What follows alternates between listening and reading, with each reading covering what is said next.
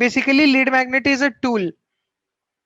It can be a ebook, it can be one PDF document, it can be one workshop. Whatever you are giving in exchange of your customers data.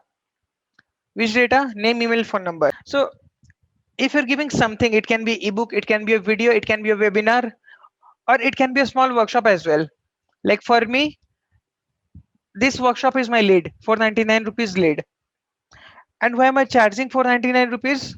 It's not to earn the 499 rupees. My ad costs are even more than this. But 499 rupees is being charged to filter the quality of leads, right? To get serious candidates only.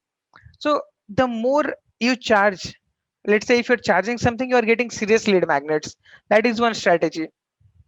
But usually people give free ebook or webinar, whatever is the thing, that is the concept of lead magnet. And why do you need customers data? You need customers data to sell them things again and again and again. It's not just like you want to sell once. You can, once you have their email name, email and all, you can send them lots of emails with information. You can send, show them ads again and again. Let's say even if your Facebook accounts get banned, no need to worry, you can create another account with your data.